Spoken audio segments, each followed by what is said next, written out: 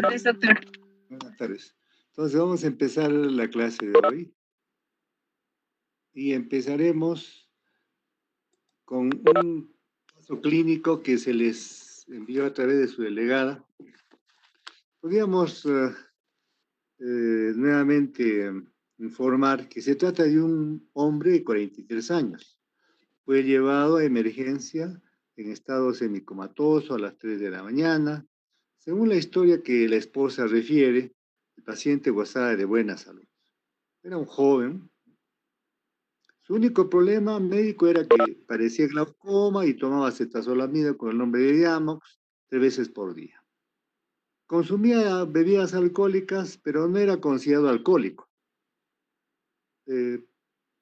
Esta noche había tomado 2 o 3 tragos antes de retirarse a dormir a las 10 de la noche. A las 2 de la mañana se despierta, confuso, desorientado y tropezándose. Baja al primer piso de su casa tambaleándose, luego cae al suelo, incapaz de levantarse. Empezó rápidamente este cuadro que tuvo que ser llevado pues al hospital en una ambulancia. La historia, por lo demás, esencialmente era negativa. En el examen clínico que le hicieron allá en emergencia, era un hombre que se encontraba bien desarrollado, confuso, semiconfuso, que solo respondía con quejidos cuando le hacían estímulos dolorosos. La presión que le tomaron ahí en emergencia era 138/84 millones de mercurio. Le tomaron el pulso, una frecuencia de 95 por minuto, y tenía una frecuencia respiratoria de 22 por minuto. Profundas, respiraciones profundas. Le hicieron un examen neurológico, no le encontramos signos focales, excepto una moderada rigidez de nuca. El resto del examen que le hicieron, pulmones, corazón, todo normal, negativo, no tenía nada. Entonces, acá tenemos un caso que vamos a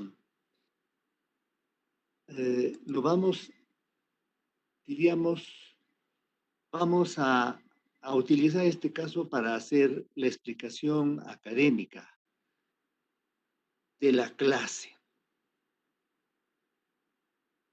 Pero para eso empezaremos explicando, porque después de esto vamos a hablar de los exámenes que le han hecho, porque si vamos a hablar de los exámenes, por ejemplo, el pH, que tuvo un pH bastante bajo, ustedes no han recibido ni una clase pH, que está hablando el profesor.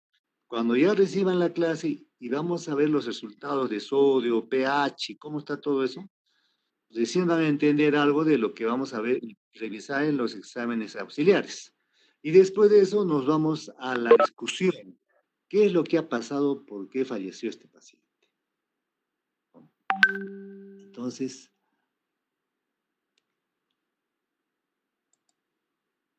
vamos a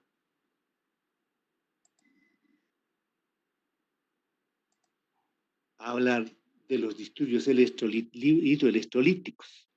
Están escuchándome, ¿no? Sí, doctor. Sí, doctor. Ya, porque ¿están viendo mi pantalla?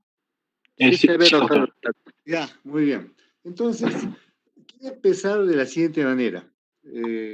Para tratar de hacer llegar hasta el último que no ha estudiado bien su fisiología, su histología, su anatomía, para él quiero hablar, porque el que ha entendido bien y es casi un genio, qué sé yo, ese pues es muy fácil, muy sencillo, ya mejor me voy al libro, bueno, puede ser. Pero quiero hablar para el último. Entonces voy a ir a lo siguiente. Vamos a hablar sobre el ser humano. Para eso han llevado anatomía, histología, fisiología, bioquímica, hasta creo que farmacología. Entonces, del ser humano, vámonos a la unidad del ser humano, que es la célula. Ya estamos centrándonos a la célula. Entonces, ya entrando a la célula, vamos a hablar sobre la introducción de este metabolismo, ¿no? Ahí tenemos a la célula. partamos de ahí. Nosotros, esta es la unidad, diríamos, de la cual vamos a estudiar esta semana, vamos a terminar. Seguiremos con la semana que va a la próximo docente, va a hablar sobre esto también. Yo voy a tener que hablar la siguiente semana sobre el electrolito más importante del cuerpo, que es sodio. Pero ¿cómo se puede hablar tanto de un solo electrolito? Y ahora nos van a dar la razón. Entonces, nosotros vamos a hablar sobre una introducción sobre este metabolismo. Y empezaremos diciendo que el ser humano, una mayor cantidad de elementos que tiene en su organismo es el agua. Y me acuerdo ahora que estamos en la época del COVID-19, vemos reportajes ahí, un colega de Europa decía, llorando, gritando, decía, tomen agua, es español, ¿no? ¿Por qué? ¿Qué tiene que ver el agua con el coronavirus? Tomen agua para que el sistema inmunológico se fortalezca y la carga viral pequeña no les haga daño, puedan no tener síntomas. Tomen agua. El agua es muy importante. Un ser humano adulto tiene 60% de su cuerpo agua. O sea, imagínense, si tiene 60 kilos, 40% es pura agua, ¿no? O 35%. Doctor, disculpe. Doctor. No se nota la pantalla de su computadora. Ah, ¿no se nota? A ver. No. Sí, doctor, no lo ha compartido. A ver. ¿Ahí se nota? Está cargando. ¿Se nota esta pantalla? No, aún no, doctor, está cargando.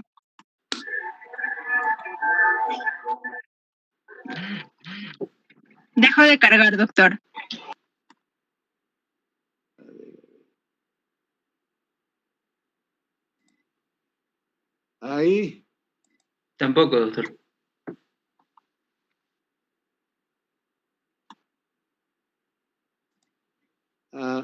Ahí.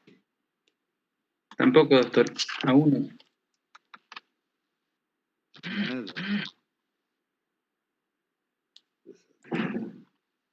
Bueno, no sé qué ha pasado con mis dispositivos. Pero bueno, al final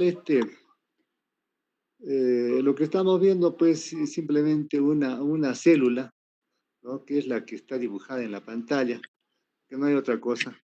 Ya en un momento veremos qué pasa. Entonces, lo que quería ir a lo siguiente, que el organismo tiene dos espacios importantes que tenemos que tener en cuenta. Uno es el que está fuera de la célula. Estamos viendo una célula, por ejemplo, en la pantalla, no sé por qué no la ven, y que es el espacio extracelular.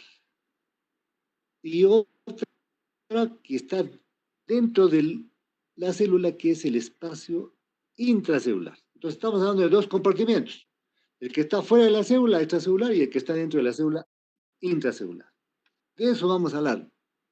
De esos elementos que hay, como ese líquido, y también los elementos electrolitos y los compuestos que hay dentro de la célula y fuera de la célula.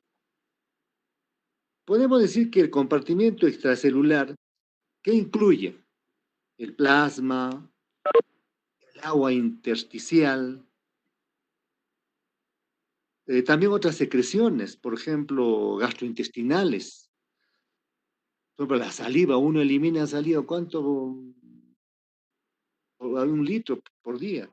La orina, el sudor, transudados, exudados, ¿no? Y estos son considerados parcelas especiales extracelulares. Esto está fuera de la célula. Si hablamos qué cantidad de agua pues, tiene el organismo, ¿a qué corresponde? Diríamos que el 20% corresponde al extracelular y intracelular 40%. Ese total de agua corporal varía, pues. Por ejemplo, una persona que tiene mucho músculo y otra persona que tiene más grasa, un gordito, ¿quién tendrá más agua? El que tiene pues músculo, ¿no? Una persona musculosa tiene más agua. La persona obesa no tiene, tiene menos agua. La edad, mientras más edad se tiene, menos agua, ¿no? Más viejito, menos agua. Por eso que los viejitos, pues, el coronavirus les va a dar, los que tienen factores, tomen agua, ¿no? Ahora, el sexo, ¿quién tiene más agua? ¿El varón o la mujer? Ya ustedes por deducción dicen, el hombre tiene más músculo, entonces el varón tiene más agua. Ahora, menos agua tiene, pues, mientras más pequeño es. El niño a veces pequeño, más agua, pura agua tiene.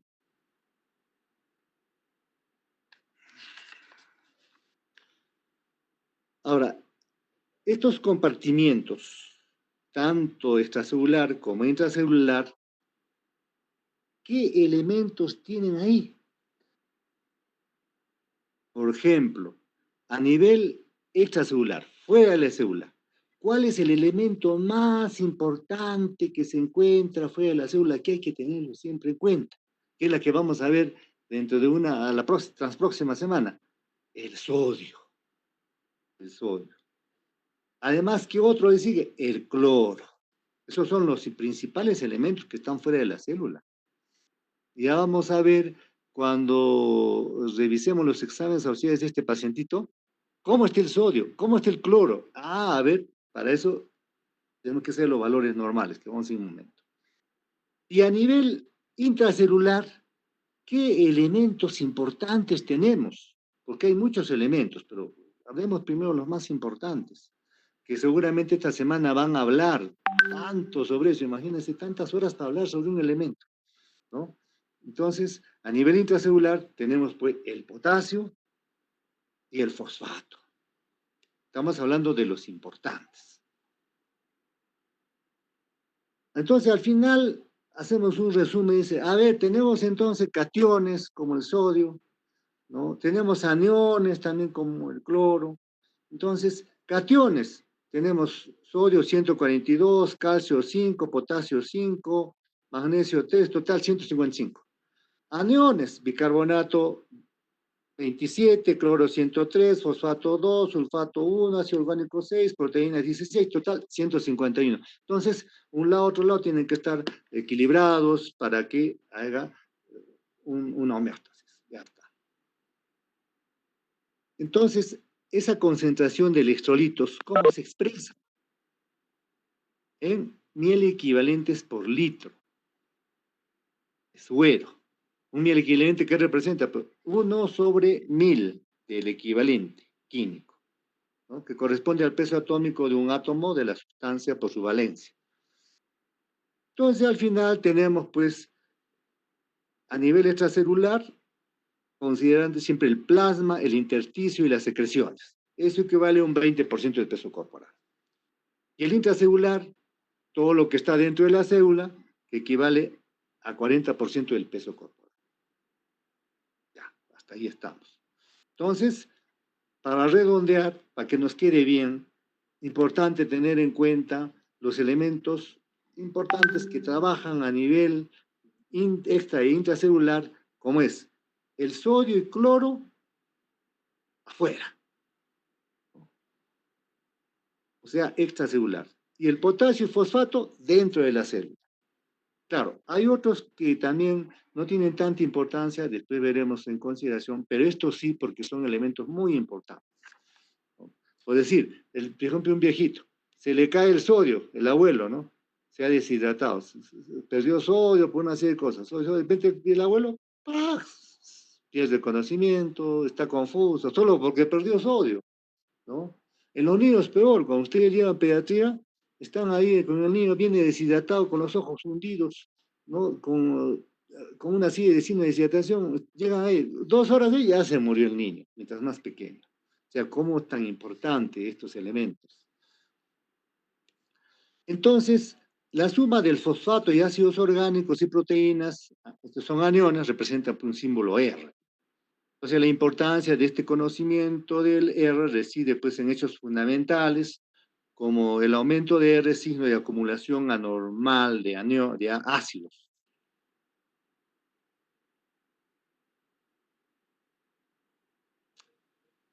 También afirmaremos que en contraposición, una molécula de bicarbonato de sodio, por ejemplo, se disocia el bicarbonato de sodio en 2 osmoles, ¿no? ¿De qué estamos hablando entonces? Hablemos de la presión osmótica total. O sea, una solución se va a calcular su medio por la suma de todos los iones de su solución. Por ejemplo, ¿cómo nos explicamos esto? ¿No? Por ejemplo, el agua pasa de una región de menor presión osmótica a otra de mayor presión osmótica. Por ejemplo, ya en mi especialidad, viene un pacientito con su derrame cerebral, ¿no? Lo que llaman comúnmente que es una enfermedad cerebrovascular. Ya.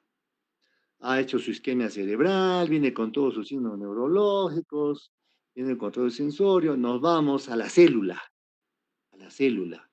Como se ha tapado el vaso, hay una serie de mediadores químicos, todo un trastorno hidroelectrolítico, hay edema cerebral, todo eso, y al final vamos a lo que queremos hablar. Aumenta el calcio, aumenta el calcio. Por eso que nosotros utilizamos nimodipino, citigolina, otros productos que hagan que el calcio baje. Entonces, al aumentar el calcio dentro de la célula, aumenta el calcio intracelular. Entonces, tenemos una célula, que es la que estoy viendo acá, una célula común, imagínense, no la pueden ver ustedes, pero bueno, es una célula que he puesto en la imagen. Entonces, a nivel de la célula, imagínense que entre el calcio, ¿ya? Hay un aumento de calcio dentro de la célula. Ahí hay mayor concentración. Ahí vamos a encontrar que el calcio está produciendo ¿qué? ¿No? Un mayor contenido. Hay mayor presión, porque hay calcio, hay una sustancia que ha aumentado. ¿Qué pasa con el agua que está fuera de esa célula? Entra dentro de la neurona. O sea, como un espacio, ¿no? Una región de menor presión, como es el espacio extracelular en este caso, va a entrar dentro de la neurona, dentro de la célula, que hay una mayor presión. ¿Para qué? O sea, que el calcio está jalando agua, en otras palabras, en sentido vulgar, está jalando agua. Entonces, al jalar ese calcio que está dentro de la neurona, dentro de la célula nerviosa, dentro de la glía, al jalar agua dentro de la célula, ¿qué va a pasar con esta célula? Va a entrar más agua, más agua, más agua y se va a hinchar. ¿Y qué cosa es eso? Es un edema.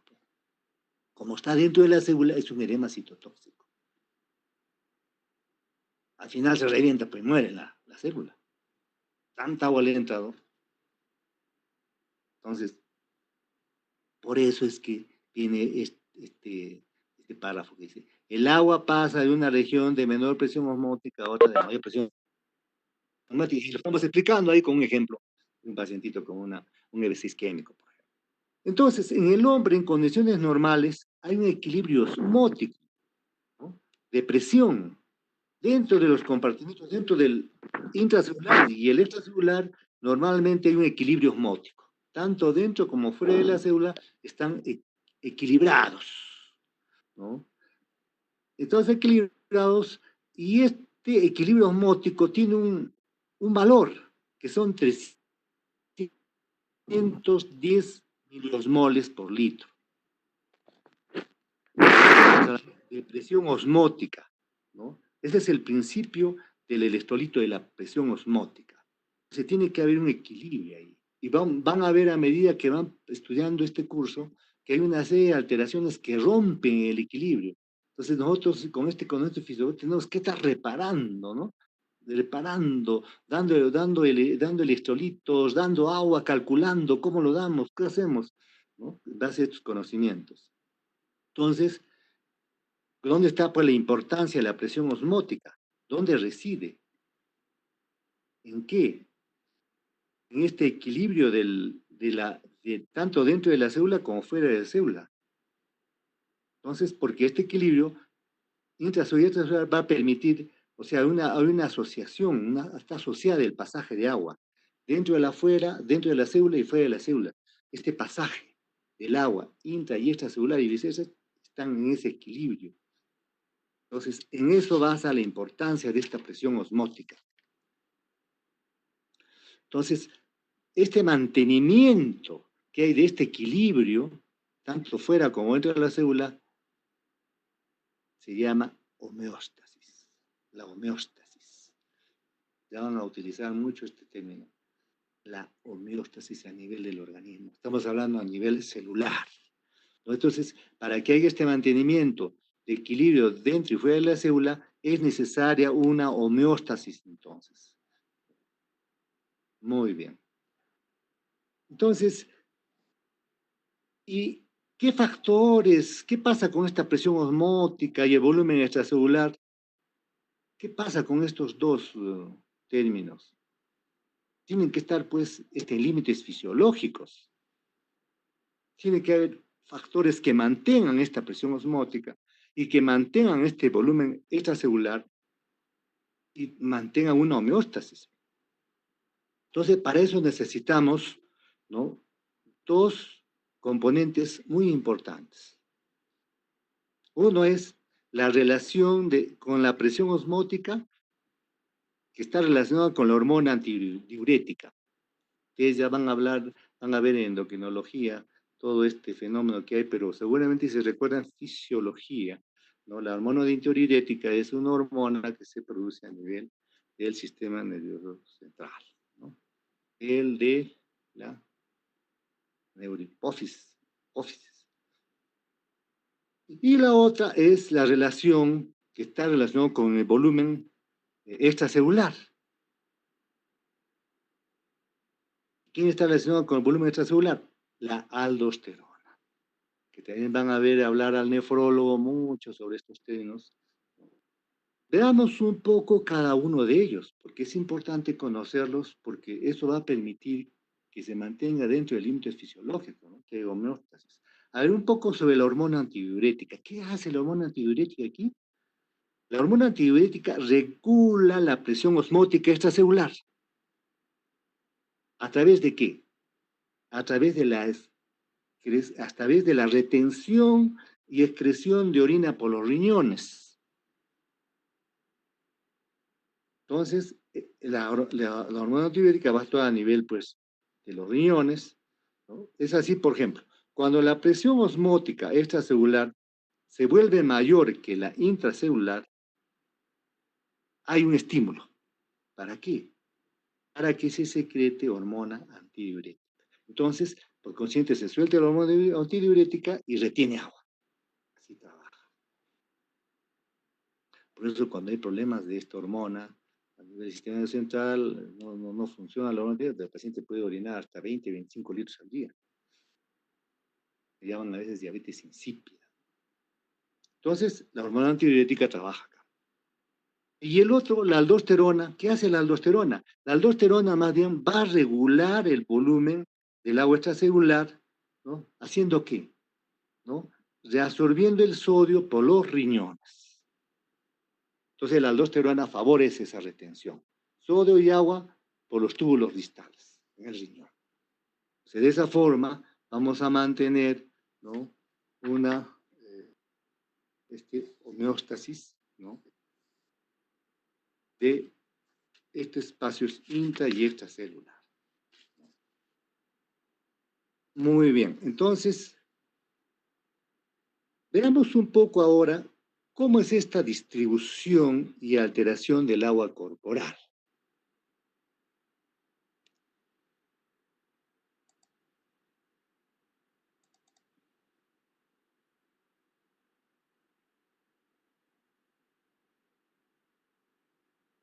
Hablemos entonces del líquido extracelular. El líquido extracelular puede ser dividido por varios compartimientos, ¿no? Por ejemplo, el líquido intravascular, el plasma. El líquido intersticial es la linfa, que está relacionado con el rápido intercambio con el plasma y el lento intercambio con el plasma, incluyendo el tejido conjuntivo denso, por ejemplo, el cartílago. El agua de hueso, poco inaccesible, porque el hueso también tiene agua, pero es un poco inaccesible. Los líquidos transcelulares. ¿Dónde están los líquidos transcelulares? Por ejemplo, las glándulas salivales, el páncreas, el árbol viral, la tiroides, el líquido cefalorraquídeo. Cuando un pacientito, por ejemplo, ya van a ver ustedes en semiología, viene con su abdomen bien distendido, haciendo el signo de la oleada, ¿no? El signo del templo, no hay bastante líquido dentro de su abdomen. ¿Qué ha pasado con el líquido acítico? Así incrementado por un trastorno de probablemente de cirrosis hepática, ya lo vamos a utilizar el término ahí de un tercer espacio. Entonces, todos estos líquidos son los transcelulares. Entonces, estos compartimentos de líquido del cuerpo no son pues espacios hídricos fijos, ¿no? Andan cambiando, modificándose en el tiempo, están constantemente intercambiándose. Es, por ejemplo, cuando nosotros sacamos una punción lumbar en mi especialidad, sacamos el 10% de líquido cefalorraquídeo, hasta esa cantidad se puede sacar, ¿no? El líquido cefalorraquídeo para poder hacer un examen de una meningitis, por ejemplo, para ver cómo está el líquido. Entonces, le decimos al paciente no se mueva 2 horas, ¿no? Porque le duele la cabeza, esté reposo, y en 2 horas se repone ese líquido que le hemos sacado del cerebrito, ¿no? O sea que están en constante intercambio los líquidos. Igual cuando a veces sacan el paciente con ascitis, le sacan 1 litro, 2 litros a veces de líquido acítico, claro, dándole otra sustancia también para compensar ahí a la vena. Entonces, para analizar de paso, ¿por qué? Porque también a veces el líquido acítico le está dificultando la respiración, entonces se repone otra vez este líquido, por eso a veces damos albúmina para que pueda durar un poco más. Entonces están en constante intercambio estos líquidos. Entonces, para continuar, veamos entonces ahora el volumen de líquido extracelular. El volumen de líquido extracelular representa aproximadamente el 45% del agua total y alrededor del 27% del peso corporal del adulto. El plasma del líquido contenido en este árbol, pues ahí pueden estar los leucocitos, los hematíes, ¿no? Las plaquetas. Dentro de este líquido extracelular eh, comprende este líquido intersticial, ¿no? Que es el espacio entre célula y célula. Ahí encontramos el líquido intersticial. Aquí también se están pasando los vasos sanguíneos, ¿no? Hay agua en el tejido conectivo denso que es inaccesible, como hablamos hace un momento, por ejemplo, el agua que se encuentra en el hueso. Todos estos espacios que rodean, que hemos hablado sobre los espacios, el tercer espacio es donde se encuentra el agua transcelular.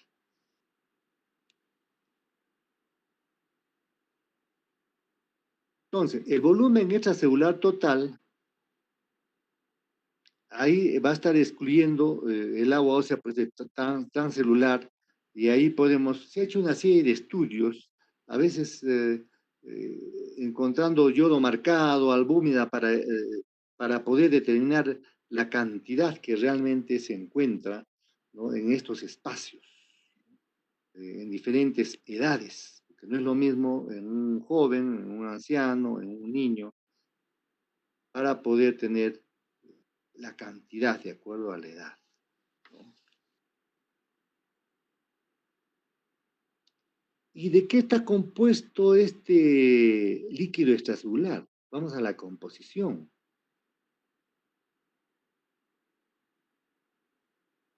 El líquido extracelular, esa composición del líquido extracelular es diferente a la composición del líquido intracelular, como ya manifestamos al inicio. Y esta diferencia se debe, pues, a la existencia, hay mecanismos, ¿no? Por ejemplo, uno de lo que ustedes han estudiado en fisiología es el transporte activo, o sea, las bombas iónicas, ¿no? Localizadas en el plasma permiten este intercambio, porque muchas veces, ¿cómo va a sacar una sustancia afuera? ¿Cómo hace ese juego si no hay estas bombas? Entonces hay una serie de transporte activo y de bombas que permiten, pues, que haya esta diferencia.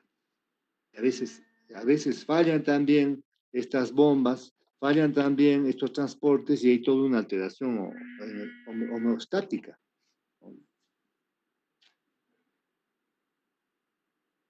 Están escuchando, ¿no? ¿Aló? Sí, doctor, Sí, te estamos doctor. escuchando. Ah, ya. Muy bien, muy bien. Ya. Se van a disculpar, ahorita voy a tratar de arreglar esto. Bueno, pero como todo esto es teoría, casi no hay mucho esquema, entonces estamos conversando prácticamente. Entonces, estamos hablando de qué componentes hay de fuera de la célula, ¿no? Y ya hablamos hace un momento que el componente más importante que está fuera de la célula es el sodio. El sodio, el sodio. Tan importante es este elemento que vamos a hablar ya la semana que viene sobre el sodio, ¿no? Yo me acuerdo que estaba haciendo mi residencia y veía pues al que hacía medicina intensiva, y ¿qué haces con ese libro? Decía, y tenía un libro que solo era de sodio. Tanto han escrito sobre sodio, todo un libro sobre sodio, ¿no? O sea, un elemento tan importante, ¿no? Entonces, pero eso no es nada, me decía, hay otro de potasio, otro de magnesio, todo. Bueno, pues sí, cuando uno hace sus especialidades, pues es realmente cada vez más complejo, ¿no? Entonces, el sodio es un catión y alcanza una concentración media de 142 miliequivalentes por litro. Y este dato ténganlo presente porque cuando vamos a pedir los valores de exámenes auxiliares del caso clínico, tenemos que saber pues, cuánto es porque para comparar, ¿no? Si está normal. Pero el intervalo, a veces hay que tener un intervalo. ¿Cuánto es, desde cuándo a cuánto para poder especificar un poco? Entonces, hay un intervalo de 135 a 145 miliequivalentes por litro que se, que se tiene este valor. Y a veces me acuerdo para sacar estos valores es una... ¿Cómo han sacado este valor? Han hecho un doctorado para sacar este valor.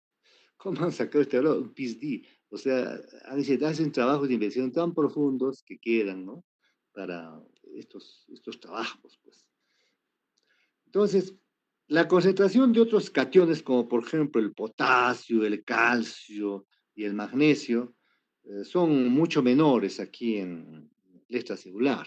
O sea, existe, pero poco, poco. Por ejemplo, el potasio tiene una concentración media ahí extracelular, porque también tenemos potasio fuera de la célula. Claro, más ahí dentro de la célula, como vamos a ver, pero fuera de la célula también hay potasio, pero solo hay 4.000 equivalentes por litro, ¿no? Lo normal de 3.5 a 5.0 mil equivalentes por litro. Es intervalo, así tenemos potasio. Entonces, nosotros cuando dosamos, por ejemplo, vamos a sacar un dosaje, sangre. Sacamos sodio. Normal, ¿cuánto hemos dicho? 142 miliequivalentes por litro. Porque no podemos medir lo que es dentro de la célula. Entonces tenemos que medir lo que está fuera de la célula. Eso sí podemos medir. Lo que está, el extracelular medimos. Sacamos sangre, medimos. Si 142 mililitros por litro es lo normal, ¿qué tal si el paciente viene con 110? Imagínense. ¿Cómo va a estar su trastorno del sensorio? ¿Qué tal si el paciente, el potasio que le sacan, que normalmente es hasta 5, quería hasta 4, normal es de 3.5 a 5.0? ¿Qué tal si el paciente tiene 7 mil equivalentes? Usted está con una hipercalemia. Llega a 8, hace paro.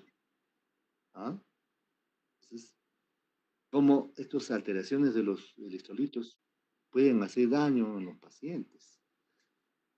Entonces, es importante saber sus datos, sus valores, porque eso es lo que nos van a dar, como vamos a ver en los exámenes auxiliares. El calcio también participa, ¿no? En una concentración de 5 mil equivalentes por litro, eso es lo normal, pues. Pero el valor intervalo es 4.5 y 5.5 mil equivalentes por litro. El magnesio también está afuera. Tiene una concentración de 2 mil equivalentes por litro, o sea, un intervalo de 1.5 y 2.5 mil equivalentes por litro.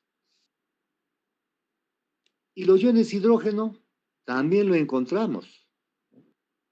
se halla una concentración baja de 4 por 10 elevado a la menos 5 miliequivalentes por litro. Y ahorita vamos a ver esto de los hidrogenones cuando hablemos de pH.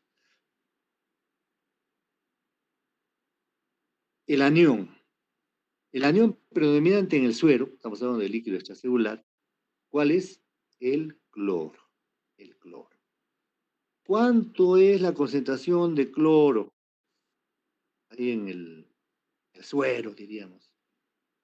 102 miliequivalentes por litro. O sea, el intervalo 96 a 106 miliequivalentes por litro. Seguido del ion bicarbonato. ¿Cuánto es la concentración de bicarbonato ahí en el suero? Normal, estamos hablando, 26 miliequivalentes por litro. Importante, pero vamos a ver este caso clínico, ¿cuánto es lo normal? ¿Qué está pasando? ¿No? El intervalo normal de bicarbonato es de 24 a 27 miliequivalentes por litro. Y las proteínas, porque también a nivel de transfer hay proteínas, están alrededor de 16 miliequivalentes por litro. Hay en menores cantidades iones sulfato, fosfato, diversos ácidos orgánicos, ácido láctico, pirúvico, cítrico y otros, pero son cantidades pequeñas, por eso muchas veces a veces ni los nombran, o porque no repercute en el problema. En el suero tenemos pues, el sodio, el cloro y el potasio, se hallan casi todos ionizados.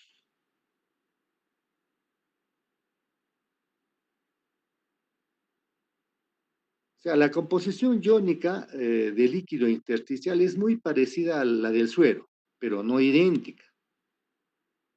Por eso es que nosotros, cuando sacamos sangre del suero, hacemos un AGA y el fluido de sangre arterial, ya nos da una idea, ¿no? Cómo está el líquido extracelular.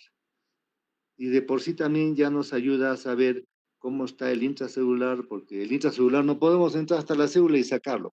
Pero con este dato del extracelular, a través de la sangre que sacamos, ya nos da una idea para poder dar tratamiento al paciente.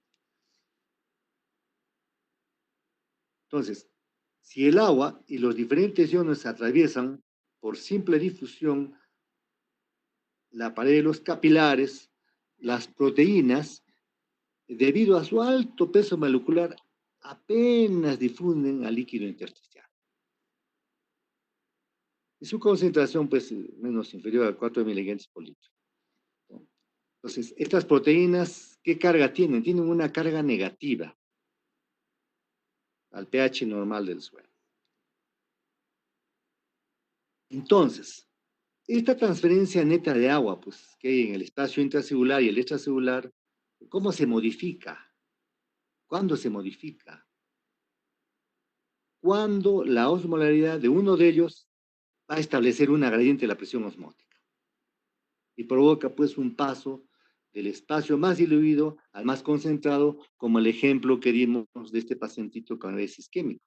Como del más diluido fue de la célula, se entró al más concentrado donde estaba aumentado el calcio. O sea que el calcio jaló agua para que entre a la célula y la célula se hinche y hasta explote y reviente, una lisis, un edema citotóxico. O sea.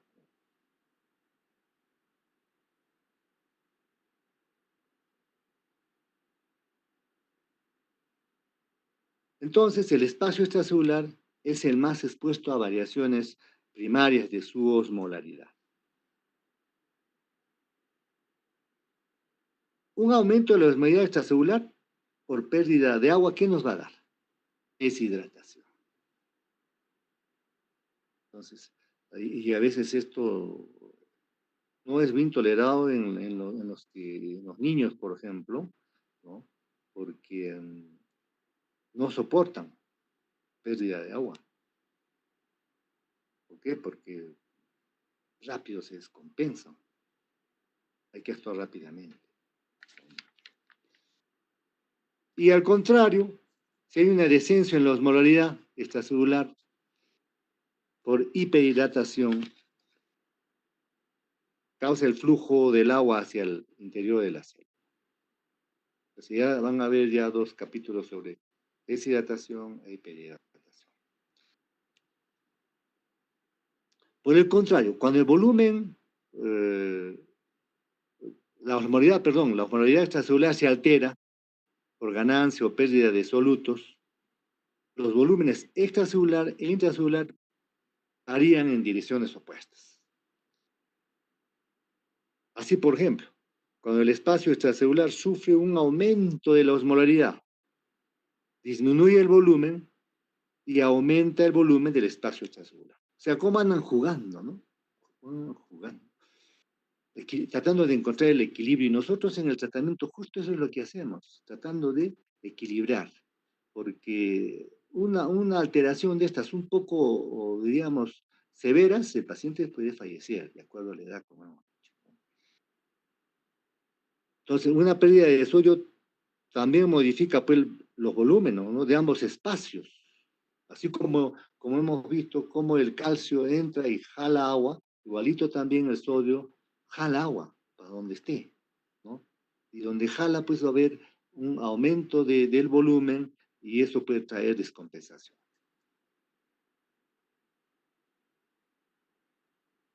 Entonces, la fuerza capaz de provocar el paso de agua por una membrana, como las células tienen membrana semipermeable, debido a diferencias de concentración, ¿no? De los solutos, de ambos lados, tanto intra y extracelular, constituye lo que se llama la presión osmótica.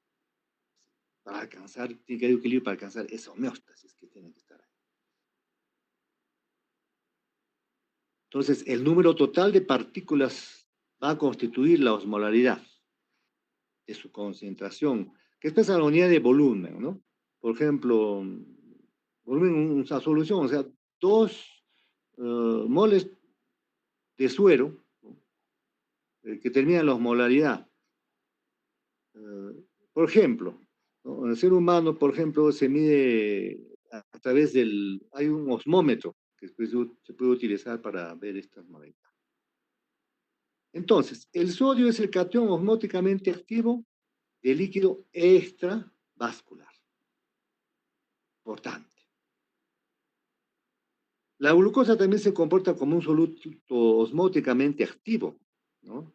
Que predomina el mantenimiento extracelular. Por ejemplo, cuando un pacientito tiene diabetes, imagínense, normalmente la glucosa es hasta 90, 100, viene con 400, 500. ¿Qué va a pasar? La glucosa está caminando por ahí, no entra a la célula, ya sea porque no hay insulina. ¿Qué pasa con esta glucosa? La célula se está deshidratando. La glucosa está fuera. Entonces produce una serie de trastornos, ¿no? Que hay que compensarlos inmediatamente. Porque una paciente entra una descompensación, ¿no? Diabética.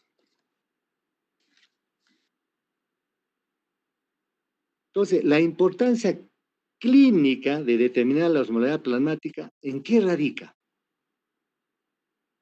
En que permite conocer los estados osmolares de los diferentes compartimientos hídricos, ¿no? Tanto intracelular y extracelular. Entonces, es importante la osmolaridad, ¿no? Plasmática. Entonces, esta osmolaridad plasmática en el suero, pues estamos hablando de ¿cuánto? De 286 más o menos milimoles por kilo de agua. 290 milimoles por kilo de agua.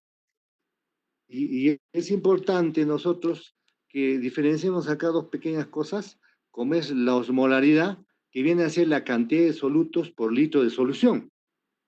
Y van a encontrar otro término, la osmolalidad. También es la cantidad de solutos, pero por kilo de solución. Entonces, en la osmolaridad estamos hablando por litro. Y en la osmolalidad, no con R, sino con L, osmolalidad, es por kilo de solución, ¿no? Para poder diferenciar uno por otro. Entonces, hasta aquí hemos hablado del extracelular. Y el intracelular, ahí sí que el intracelular es bien difícil de medir, por eso el extracelular es el que nos ayuda para poder manejar al paciente todo. A nivel intracelular, más difícil. No, pero hay otros parámetros que nos ayudan indirectamente para poder conocer, comprender y dar tratamiento.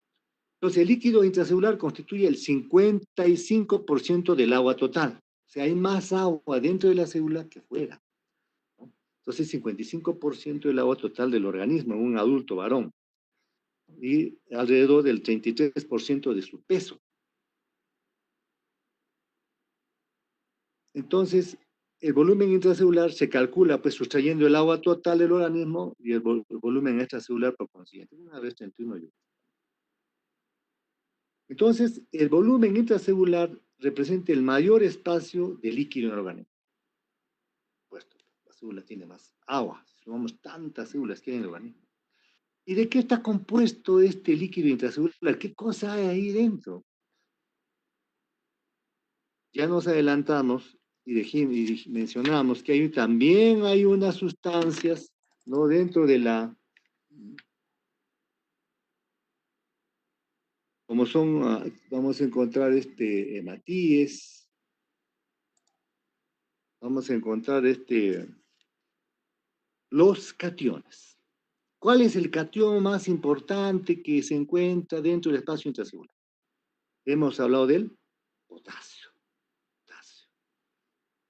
¿Cuánto hay? 156 equivalentes por kilo por agua. También encontramos dentro de la célula el magnesio, 26 equivalentes por kilo por agua. Mientras que la concentración del sodio es baja. Dentro de la célula también hay sodio, pero es baja, 10 equivalentes por kilo por agua, ¿no? En relación con sus aniones intracelulares. Las mayores concentraciones corresponden al fósforo, por ejemplo, ¿no? 5 equivalentes. Proteínas también, 55 equivalentes. Sulfatos, 20 equivalentes. Entonces, estas diferencias entre la composición de electrolitos de líquidos intracelulares y extracelulares se generan y se mantienen por un proceso importante que es el transporte activo que hay en las membranas celulares. El transporte activo permite eso, y también la bomba de potasio, permite ese equilibrio. En la bomba se necesita la bomba sodio-potasio ATPasa para que pueda estar ahí. Entonces, es importante saber estos gradientes electroquímicos para poder comprender bien que se tienen que mantener para mantener la homeostasis.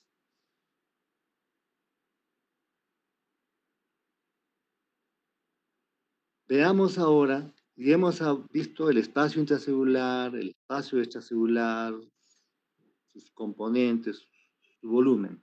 Veamos un poco acerca del agua.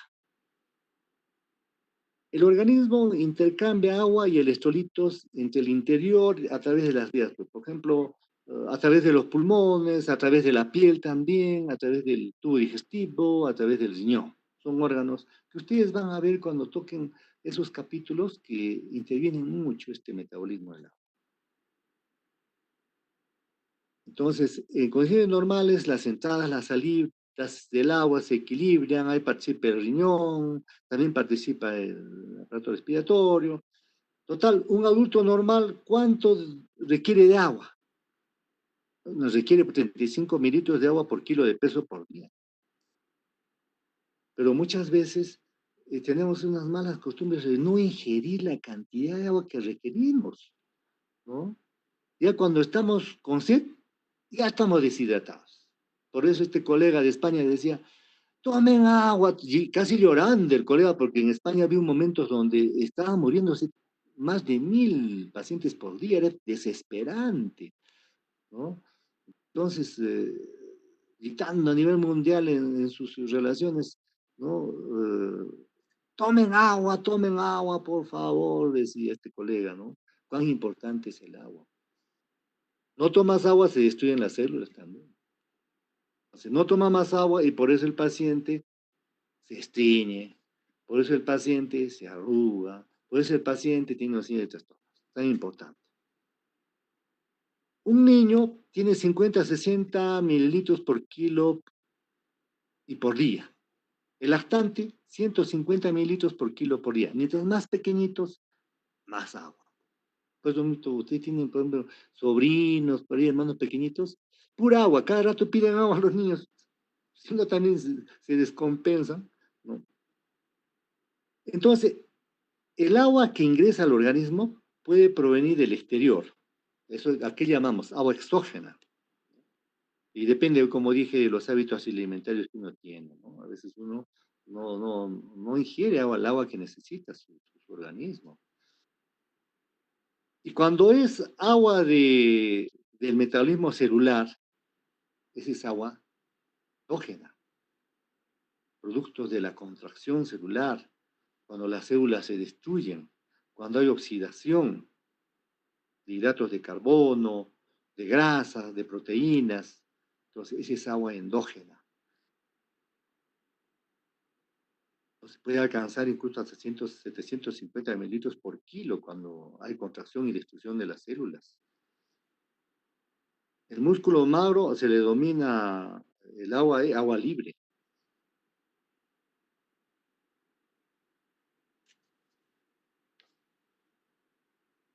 Entonces, un adulto que está en buen estado de salud, su función renal está muy bien, puede excretar 400 a 600 mililitros de orina en 24 horas. En realidad es 1 mililitro por centímetro por minuto.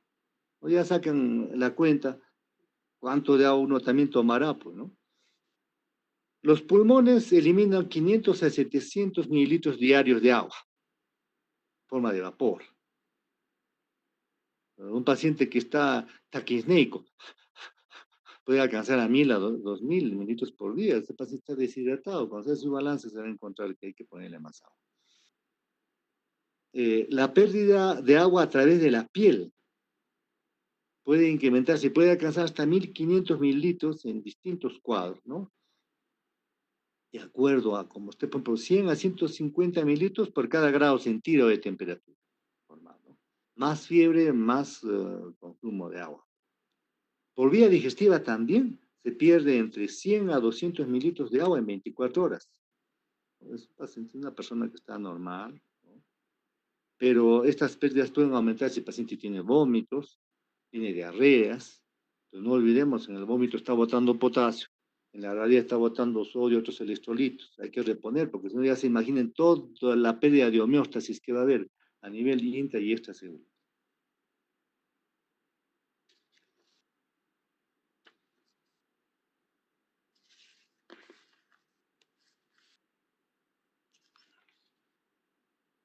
¿Escuchan?